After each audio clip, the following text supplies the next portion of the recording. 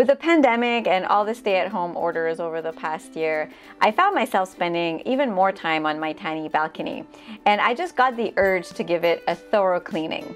It was a lot of fun using this pressure washer, and I love that you only need a bucket of water to be able to use it. I was also inspired to experiment with growing vegetables, and in today's video I'm sharing how I created space for a small garden, how I built 3 planters out of things that I had at home, and my successful hummingbird feeder addition. If you're curious to see what my balcony looked like when I first moved in, watch till the end of this video.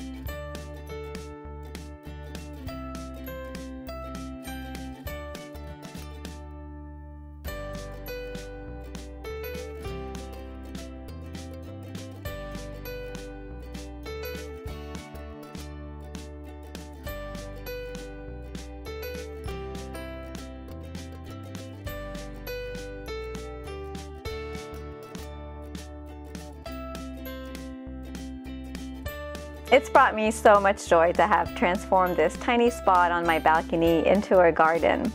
I really wasn't sure what to expect with any of the things that I planted, and I was pleasantly surprised with the tomato plants. They ended up growing quite a bit, so much so that I actually had to come up with a MacGyver tomato cage that I made out of an embroidery hoop and a bamboo stick.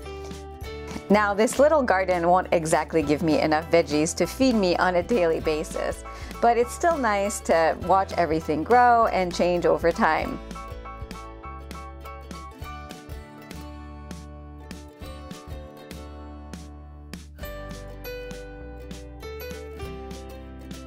The last addition I made to the balcony was this beautiful glass orb hummingbird feeder.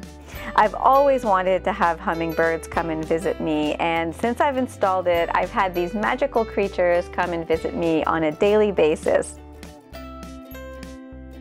I never get tired of watching hummingbird TV and hanging out with the hummingbirds. Seeing these tiny little creatures fly around is the perfect antidote to stress, no matter what's going on out there in the world. My rental balcony certainly didn't start off looking this inviting, and if you keep watching till the end of this video, you'll see what it looked like when I moved in, and also how I transformed it into a magical oasis, one DIY project at a time.